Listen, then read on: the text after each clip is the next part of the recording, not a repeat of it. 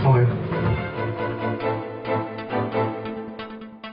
What is Frank's position on the RH bill?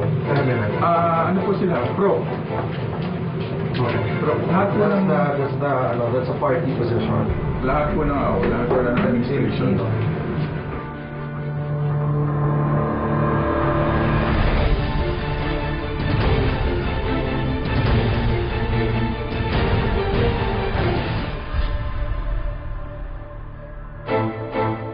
Magandang gabi, Pilipinas. Kaibigan, mabuhay.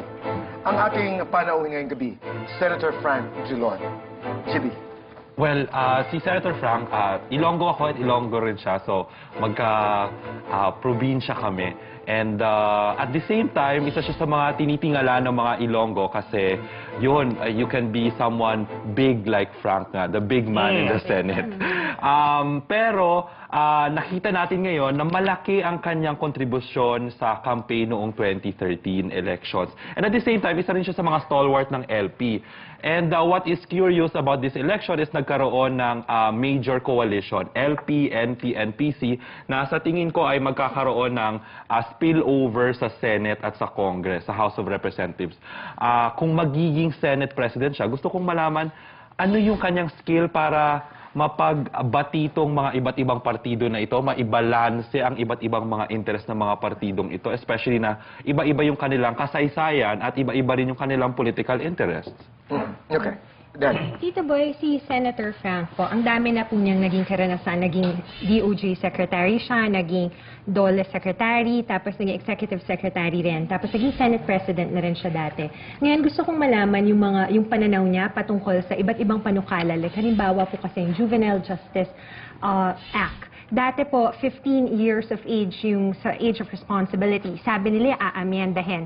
Pero walang naging pagbabago nung June, nung bicameral conference. So, gusto ko malaman anong opinion niya rito at ano pa yung paano isolve yung lumalaking problema sa juvenile delinquency. Pangalawa po yung sa party list system. Ang daming naging reklamo patungkol dito. May plano po ba silang baguhin po ito? Yun po, Tito Boy. Dennis. Lihis lang akong usapang politika.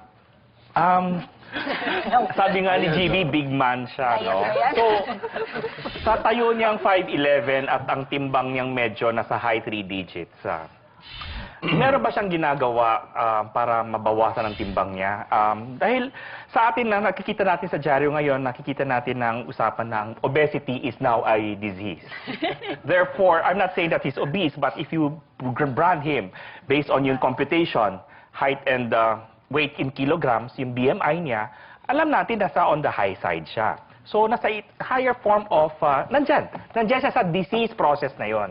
Meron ba siyang ginagawa? Meron ba siyang ina-address in terms of weight reduction? For health. Because he's possibly the Senate President, you know, for health. Not for aesthetics, for health.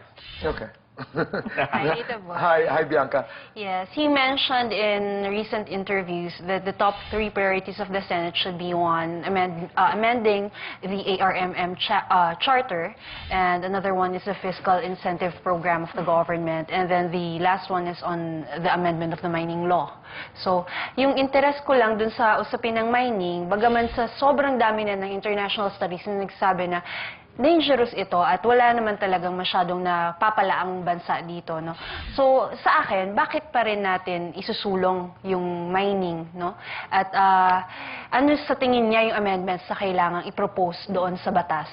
Kasi mukhang hindi naman magbaback down yung administration. Tapos pangalawa, sa usapin lang ng charter change, although sinabi ni Pinoy na siya will not happen under his term, at nag-agree dito si Senator Drilon. But if I remember right, in 2011, he proposed to for Senate and for the House to both resolve charter change proposal separately. So ano yung ibig sabihin nito? Tapos ang specific proposals lang naman ito ay pagbabago ng economic provisions, no? Yung sa foreign direct investments. So, ano sa tingin niya? Hindi ba talaga kailangan ito? May merit ba sa chacha? At bakit hindi tama? So, Mikey. Hi, Tito Boy. Just 2 things that I would like to know from the Honorable Senator. First, in the aftermath of the impeachment trial, I'd like to know where he stands with regard to the disclosure of foreign currency deposits for public officials. Secondly, I'd like to know that if elected as Senate President, what would his policy be with regard to disbursement of benefits and funds to his fellow senators? M-O-O-E. MOOE. Yes, Tito Boy. Okay. That's it. All right. Nini.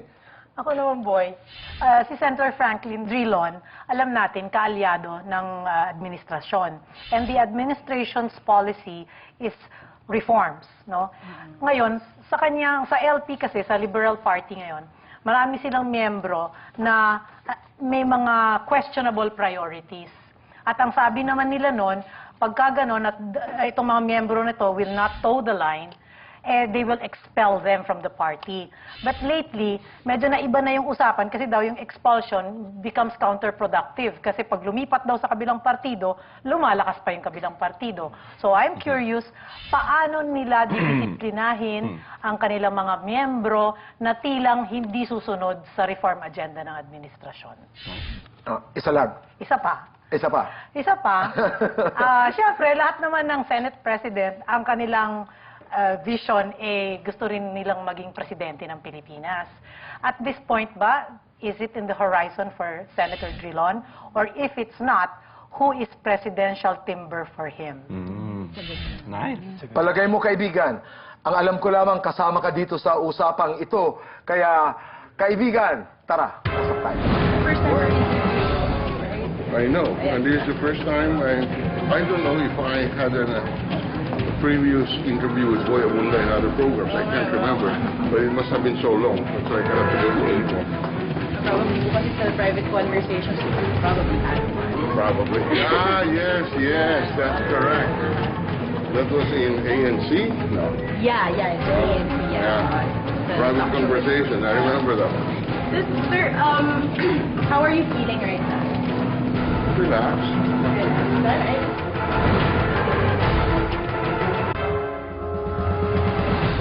Senator Frank Drilon, welcome to the bottom line. Mabuhay. Mabuhay, boy. Thank you for inviting me here. Maraming salamat.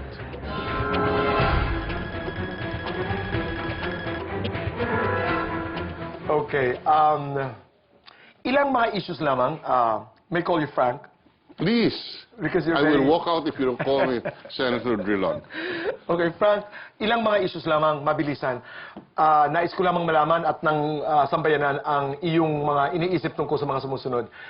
Charter change, na mainit na pinag-uusapan. Sa akin siguro, pwede nating tingnan kung talaga bang nakakahadlang ang ating saligang batas sa ating layuning umangat ang ating buhay.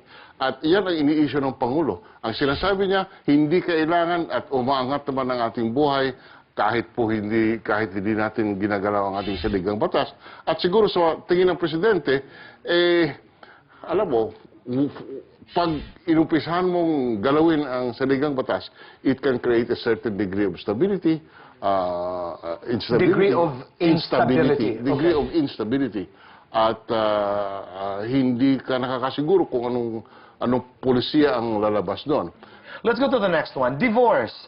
Ang sinasabi ng maraming kritiko ay tayo na lamang at saka ang Vatican ang walang divorce law. Ang iyong pananaw? Sa akin, boy, may divorce tayo eh. Only tinatawag nating annulment. Na parang mas mahal.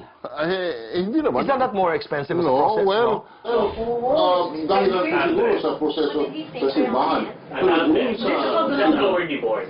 civil procedure, It's not really divorce. Hindi magastos. In other words, dahilan po siguro sa proseso sa simbahan. Pero doon sa civil procedure, hindi namang mahal. I mean, hindi magastos. In hindi other words, magastos. may mga akusasyon kasi nagsasabi na ang annulment is for people Annulment who in church siguro. maaari. Oo. So ikaw ang yung posisyon na hindi na kailangan Hindi na before. kailangan dahil meron din dyan. Okay. Meron din. Una sa headline ng mga pahayagan ng RH bill dahil umpisa ng oral arguments. Ikaw ba, Frank, diretsang tanong ito, saan ba talaga nag-uumpisa ang buhay? Dahil yan ang umpisa ng debate kahapon. Ay, wala pong nakasiguro kung ano yung ang umpisa ng buhay, kaya pa nagdedebatihan. Ngunit ako po'y sumusuporta sa RH Bill. Ako po'y isa doon sa mga bumoto at sumuporta sa panukalang, nung panukalang batas pa yan, talagang pinaglaban namin sa Senado, at ako po'y naniniwala doon sa mga prinsipyo nakasaad sa ating RH Law. Okay. Headline din dahil nga dito sa RH Bill at dahil nga sa oral arguments sa Supreme Court, ang CBCP ay napaka-visible. ngayon Vice President pa lamang si Soc Villegas na magiging presidente eventually by, I think, December or towards the end of the year. Meron siyang sinabi doon sa mga pahayagan na talagang naka-attract ng atensyon ng ating mga kababayan. Hindi kami, we are conscience troublemakers. You know? Sabi niya, ang tanong ko lamang, Frank, do you appreciate the presence of the church in exercises like this one? Well, hindi mo maiwasan, boy, that the church will express its views. But we should just listen as one of the affected sectors. Ang tungkulin ng pamahalaan ay pakinggan ang lahat at tingnan kung ano pinakamabuti sa lahat. CBCP is presenting its views, representing the church. We accept it as part of our democratic system. No, I would imagine. Okay, if you imagine that the church doesn't do it, I would imagine more logical reasons and arguments against the RH. If they present good arguments, that's fine. But they've been feeding lies. How How formidable a force is the Catholic Bishops' Conference of the Philippines? Well, To your mind? in terms of trying to persuade, they're a formidable force. But wag lang, using the pulpit in order to, let's say, influence the election. My question, Frank, is, given the geopolitics of the region, for example, how do you handle China? I mean, the ships are back in Panatag Shoal as of today, for example. I think we're on the right track. Which is? First, you bring it before the international forum and present our legal But position. China doesn't recognize it. Well, I mean, it doesn't matter. Yeah, it doesn't matter. For as long as you bring the case to an international forum. That's Okay. correct. Number two, we approach it on a multilateral basis. Ibig sabihin, hindi natin kayang mag-isang harapin at ito hindi lang problema ng ating bansa, problema ng buong rehiyon. Pero, Frank, yun ang sinasabi ng China. Gusto nila bilateral. Yeah. Gusto nilang one-on-one eh. Alam mo, boy, no foreign policy is altruistic. Every foreign policy is to the interest of China, of the nation. Of the nation involved, yes. Of the nation involved. So it's up to us to insist on a position that, at the very least, would not favor China in this particular case. So, yes, they can insist, and we continue to insist on a multilateral setup because this is not a problem only between China and the Philippines, but a problem that involves the region. Let's talk about poverty. Frank, bilang isa sa iginagalang ng mga mambabatas at public servants dito sa bayan ito, pag pinag-uusapan ng kahirapan, meron ba talaga tayong makatotohanan na solusyon sa kahirapan? Sa akin po, ang kailangan natin gawin ay palakasin po natin ang ating sektor sa agrikultura. Tayo pareho tayong taga-probinsya. Okay. Alam naman natin na maraming mahirap, lalo na po doon sa mga kanayunan. At sa akin po, isa sa mga susi ay ang paglago ng ating ekonomiya sa pamamagitan ng pagpalakas ng ating agricultural sector. Dahilan po dyan ang maraming naghihirap, maraming mga...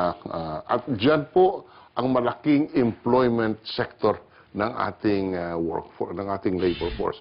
Kaya yung sinasabi, hindi inclusive, dahilan po marami sa ating mga manggagawa ay nasa agricultural sector at yan kulang ang trabaho kung hindi man walang trabaho. Kaya sa aking tingin, realistically, we must first strengthen our domestic economy by developing our agricultural What is the first step? I am coming from a position where, galing sa probinsya tayo pareho, Frank, halimbawa, kinalakhan ko na karamihan ng aking mga kaklase, mga kapitbahay, gusto nila mag-aral sa Maynila at wala nang bumabalik dahil gusto lahat mag-accountants, mag-abogado, mag-teacher. Alam mo, boy, kaya nangyayari yan kasi wala silang nakikitang opportunities doon sa kanayunan. Pareho tayong probinsyano, ayaw naman pumunta ng Maynila kung talagang mayroon ka lang pagkabuhayan. So what is the government doing now to attract locals, for example, to stay local and work there? Well, I think the government is continuously supporting our agriculture sector in various aspects of the work. So, sa akin, yun ang susi. Frank, itong nakaugalian, itong halos na institutionalize, no? naririnig natin ito sa pamahalaan, sa bureaucracy, sa mga ahensya. Yung tinatawag nila na SOP. Nagre-release halimbawa ng ganitong budget, pero merong pera na napupunta dito sa director, may dito sa manager, etc. Paano ito matatanggal? Not an overnight thing. Not an overnight. Ako boy, I can look at you in the eye at sino po pwede kong tingnan. Ako po'y ang aking pork barrel, bukas ang libro, makikita na kung saan ko nilalagay, and I can look at anyone and say, ako, wala po akong ginagawang kalokohan. Okay. Frank, political parties, ano yung pananaw dito sa Pilipinas? May ideolohiya ba ang ating political parties? Pag-usapan natin ang loyalty, political loyalty. Pag-usapan natin itong nasa headline ngayong araw, itong divide between the rich and the poor, according to the National Statistical NSCB, Coordination Board. Pag-usapan natin ang Senate presidency na napakainit na pinag-uusapan. And Frank, whether consciously or subconsciously, somebody wanted me to ask you, do you still aspire to be President of the Republic of the Philippines? Ang mga kasagutan sa pagbabalik po ng The Bottom Line. Kaya ba na maging president ng Pilipinas? I don't think so. Hindi No. naman. Masaya naman siyang parang gusto na lang niya, ano siya eh, parang kingmaker. But he can be a very effective Senate President. Definitely. As a Senate President, he's going to be very effective. Oo. Let's talk about political parties, Frank. Lalo na nung nakarang eleksyon, nagkaroon ng coalition, di ba? Ang Nationalista Party, Liberal, and NPC. Right. Okay. Ano ang tayo ng mga political parties? And okay, didiretsa na ako. How will this impact into your Senate presidency? Wala. Talagang wala. Well, no, the fact that nanalo po ang koalisyon, ay natural lamang na magagaling sa koalisyon ang Pangulo ng Senado. Pahiwatig sa amin ng administrasyon sa mga taong bayan ay gusto ng pamahalaan na ang maging Senate President ay si Frank Drilon. Walang ganun. Ang sinabi ng No, taong bayan. perception namin yun. Perception namin yun, Frank. Hindi. Perception namin yun. But that's really how I look at it. It was a message put across. They Yeah, want, we don't disagree. But, you know, the message that we're also getting is that Frank Drilon is the favored senator of the administration. Dahil napakita ko naman sa hindi naman sa yabang sa ang ating kakayahan sa mga nakalipas na taon at nahawakan na rin natin yung pwestong yan at siguro naniniwala naman ang taong bayan na may kakayahan naman tayo. Political parties, Frank. Very weak in our society. What makes it weak? Ano ang nagpapahina ng ating mga partido? Ang nagpapahina sa ating partido sa aking paningin ay wala tayong two-party system. Is that your preference, the two-party system? My preference in a presidential system Yes. is a two-party system.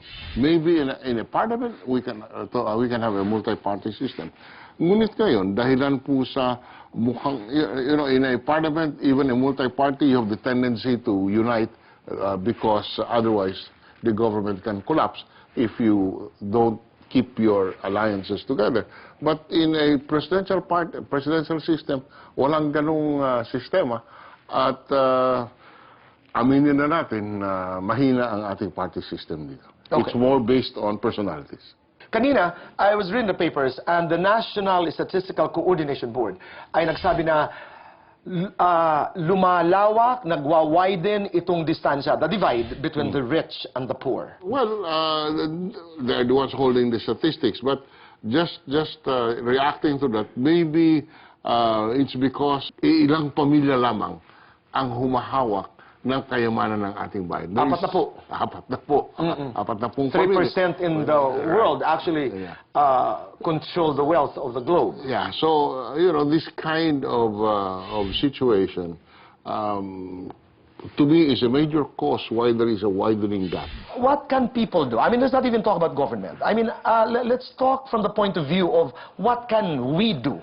As a people, you can continuously put pressure on government to adopt reforms which hopefully can create a more equitable or pluralistic society. Okay. Frank, take me to this experience. When you talk about politics, you talk about power. It's ancillary to politics. What is it about political power that makes it so seductive? Well, it depends on who wields the power. May kanya-kanyang paningin yan, boy.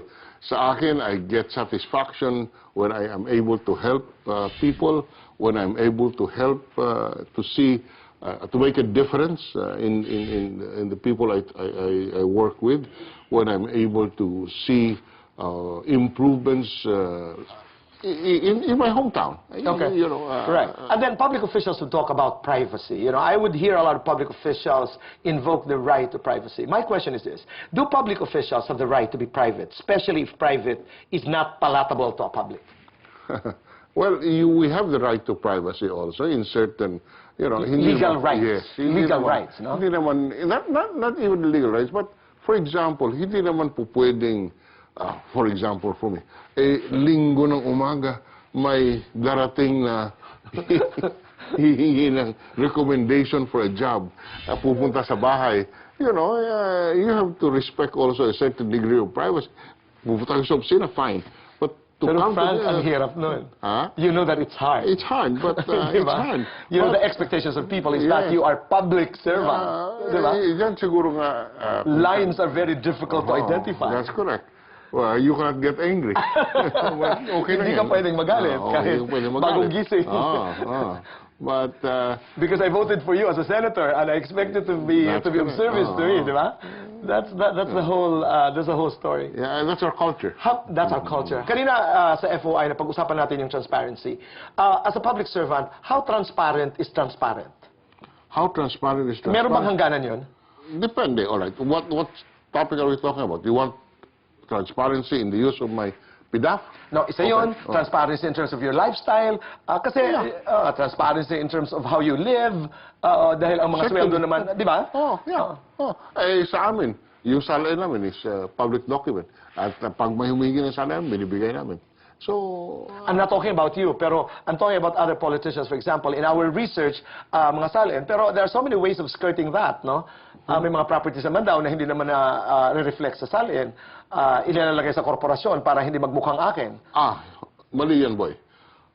Pag nilagay mo sa korporasyon, as long as you report the shares of the corporation, ako ang bahay ko na sa pangalan ng korporasyon. But you declare that in your salin? Binuo namin ng una kong may bahay. But I declare the shares of the corporation in my salin because that is the property of the corporation, and it's the corporation I own. And now, so I report the shares I own in the corporation, not the house. That's Senator Drilon, but not all do that. Well, no, I think, no, the mistaken notion is, kung may bahay ka, dapat i-report mo yung bahay mo. But yun, not necessarily correct. May bahay ka nakalagay sa korporasyon, i-report mo yung korporasyon. Dahil may-ari ng bahay mo, yung korporasyon, at ikaw ang may-ari ng korporasyon. Ang i-report mo, korporasyon. And you are not hiding anything by that. Okay. I get that now. I just learned something new today. Diba? Pag eleksyon, dahil katatapos pa lamang po ng eleksyon, Frank, mahal na mahal na mahal na mahal ng mga politiko ang mahihirap. I mean, I still have to hear someone say na hindi ko kayo mahal. Pag eleksyon, bawat entablado, mahal na mahal na mahal namin kayo ang mahihirap ng bayan. Eh bakit ang dami-dami pa rin mahihirap? Kasi marami kang minamahal eh. But isn't that the irony? That's ironic. It's ironic, hindi ba? Yes. That everybody promises to serve the poor, pero sa tinagal-tagal ng panahon, marami pa rin mahirap.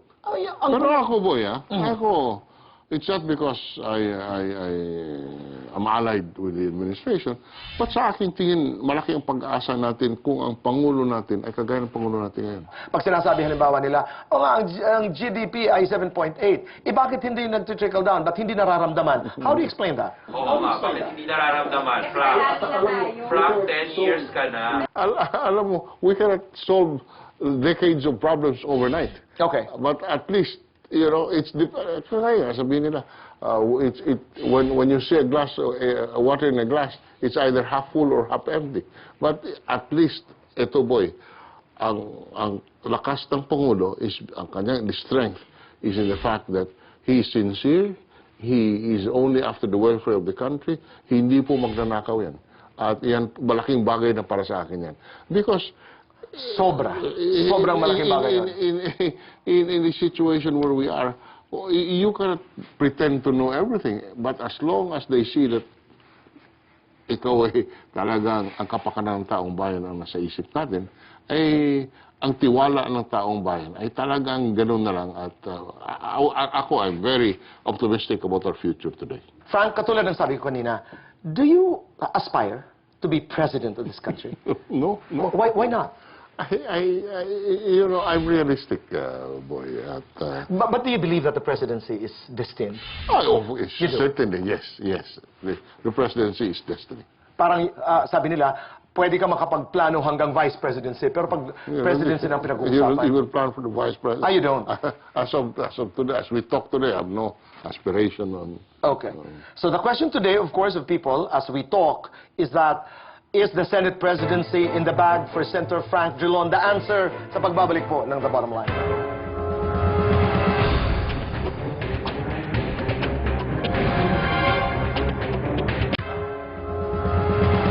Kasama natin, Senator Frank Drilon, ang ating mga estudyante mula sa pamantasan ng lungsod ng Maynila, De La Salle University, and Universidad ng Pilipinas, Manila.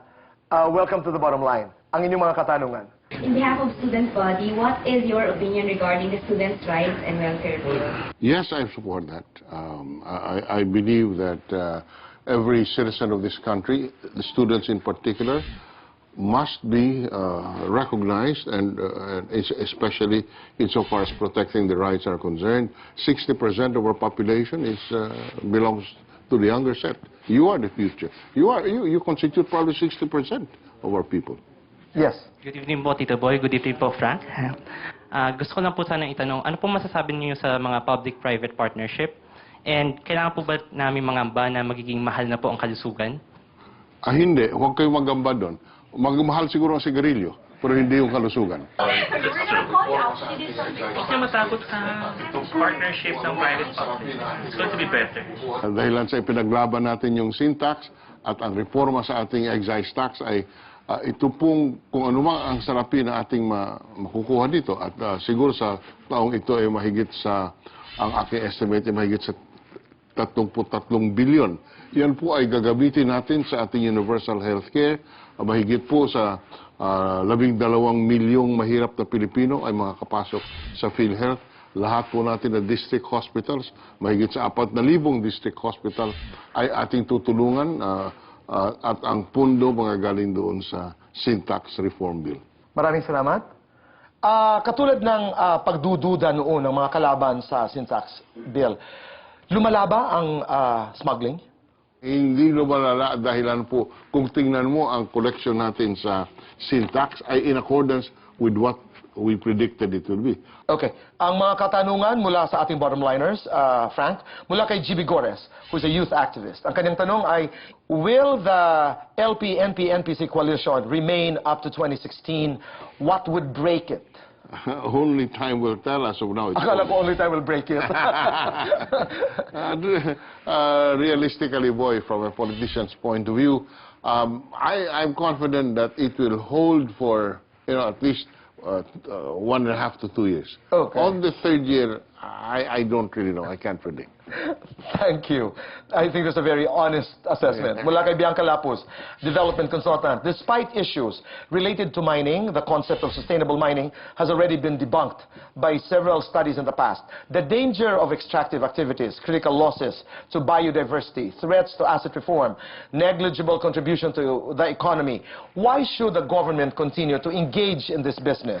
What amendments will you propose to the Mining Act? Well, that's one side. There's another side of the debate on this mining law.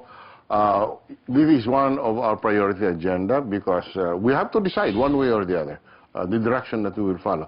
At the very least, there must be a better wealth sharing between those who exploit our natural resources in the mining and our people. Right now... our people to the government, kasi napakalit naman talaga ng share ng gobyerno, hindi ba? So we will take the bull by its horn. We'll decide on this. Mula kay Mikey Victoriano, he's the chairman, Student Appeals Committee, Ateneo Law School. What is your opinion regarding the duty of public officials to disclose their foreign currency accounts in their salin? That is part of the law.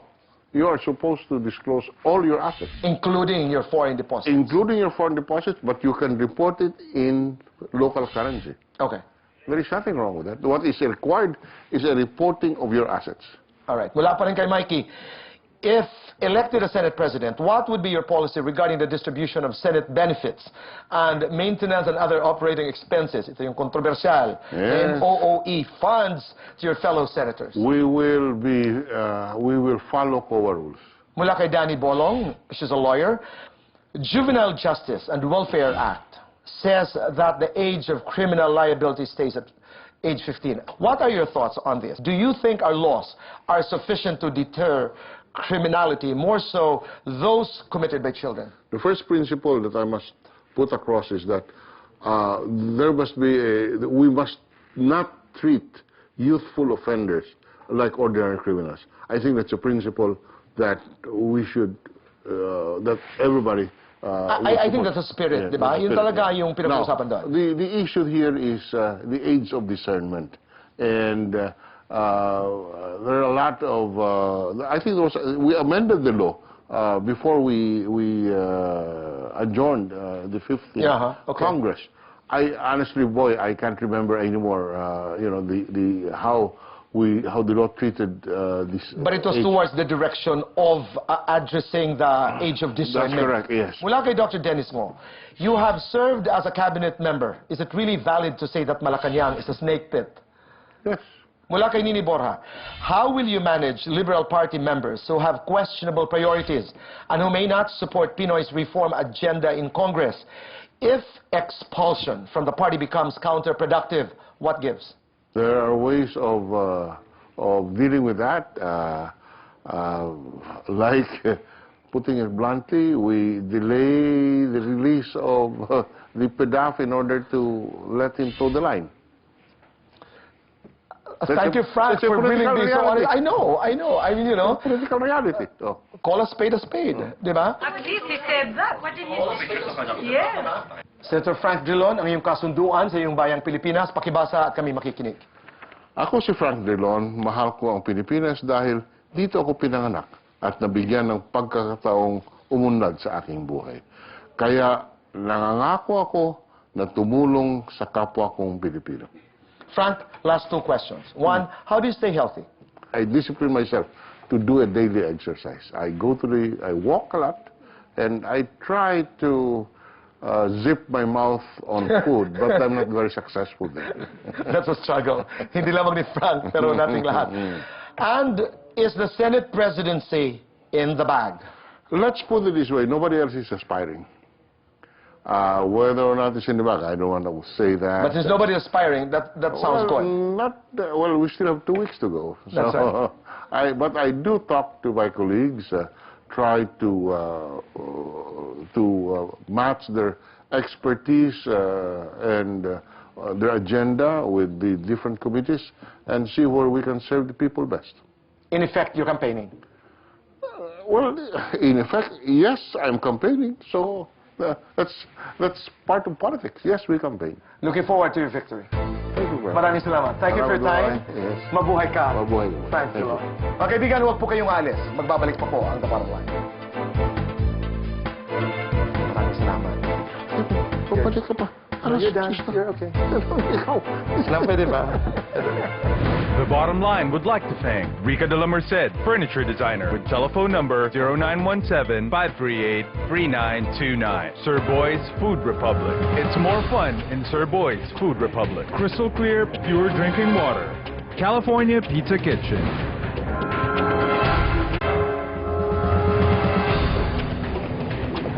Okay, thank you guys. Thank you.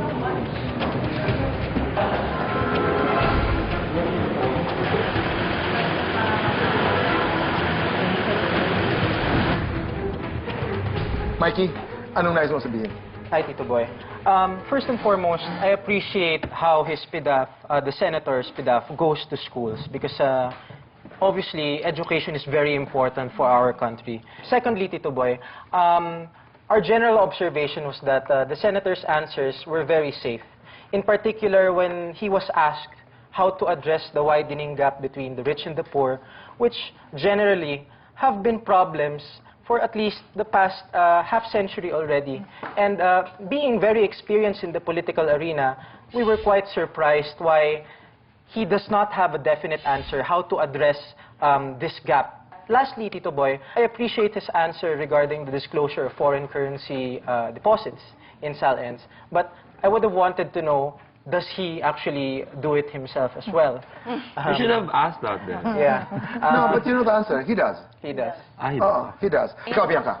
Ako naman, Tito Boy, kasi di ba pinag-usapan yung mining. Yung sa akin kasi, usapin kasi ng mining, para hindi naman niya masyadong nabigyan ng mas malalim na sagot. Katulad ng sa ibang issues, para sa akin yung mahalaga sa mining, sino yung nakikinabang? Para kanino ito, at lalong-lalo na yung threats na kaakibat nito. At hindi ito natutugunan ng gobyerno. Ang focus lang kasi ng mining framework ng gobyerno ngayon ay how do we get, you know, more revenues for mining, which shouldn't be. So yung worry ko lang, ano yung thrust nung ating Very amendments, general. diba? GB. Wala sa Iloilo na hindi kilala si Senator Frank Drilon. Even makikita mo yung pangalan niya in public hospitals, public schools, in waiting sheds. This is where your taxes go, Senator Frank. So it is safe to say na maganda yung pag-funnel niya ng kanyang pork barrel or PDAF sa Iloilo. This is where he grew up. This is where he wants to contribute. No? At GB, pati sa amin. I mean, in fairness to him. In fairness to him. Okay. In fairness to him. Pati sa amin sa isla ng Samar, marami ang kanyang natulungan at nagawa. Okay. I mentioned that because I really think that it's one of the reasons why he's so victorious right now in trying to maintain his political survival. Sa tingin ko, si Senator Frank Drilon ay isa sa mga masters of political survival. Hindi siya isang stalwart ng isang malaking partido for nothing. What is odd about him is that he used to be in favor with a lot of regimes. Yeah. A little bit safe on the legislative side, in my taste, for my taste. So a little bit safer. So I'm just saying it as a matter of fact lang na if you want to survive politically in this country, those are the three things that you have to do, and he has mastered them all. Open siya, which is, well, it's a good thing because he's open to a lot of legislative agendas, but at the same time, you want something concrete out of your Senate President. If you want priority bills to be passed, sana siguro after he gets the position and mas maging firm siya when it comes to certain things, because we need that if, as I've said, we want things to happen. Dennis. I wish the Senate President the best of health. He wants to maintain good health. Young, huh? Huh? Yeah, he does. Oh, yes. He looks young. Yes. And he looks better. That's the last time I saw him, yes. Yes, he's Walking, more walking. he's more mobile and fast now. Okay. Nini. Dalawang bagay na napansin ko kay Senator Drilon. First, looking at his very rich political career, iniisip ko, parang walang masyadong controversies. Which goes to show that merong tao talaga na you can be very illustrious pero hindi ka controversial. Secondly, ang tingin ko kay Senator Drilon, since respetado siya, he can join opposing parties to accomplish more. Kaya itong kanyang pagiging Senate President, I'm looking forward na mas marami naman magawa ang Senado this year. Only because nobody is aspiring, ha? Sabi niya. Simple lamang, doon ako sa pagiging politiko, it's an art. Yeah, art. it is. It's an art. I will not take it against Frank Drilon that he has survived, that he is where he is today. He's in a good place politically. And I'd like to end by saying that, you know, the most important lesson I learned tonight, I'd like to be open. I'd like to listen. And listen, and if at the end of the exercise you agree, then so be it. If you don't, fight for it. I mean, palagay ko, yun ang laban. Para sa aking kaibigan, that's the bottom line. Mabuhay po kayo, mabuhay ang Pilipinas. Gusto ko naman yun. Can you have that as an ending? Maganda. Thanks a lot. Thanks a lot. And then, Ngayong Sabado sa The Bottomline. Wala pa akong ticket. Kailangan ko daw po sumama sa Egyptian. Pinaka-worst po na ginawa sa akin. Inulasin niya po kasi ako eh. May time po kasi na inalok niya po ako ng part-time job daw po. Kapalit daw po ng ticket pauwi kagad ng Pilipinas. 6-4 flights na nga daw po yun. Michelle, Annalisa, Angel, hanggang saan ang labang ito? The Bottomline with Boy Abunda. Sabado pagkatapos ng Banana Split.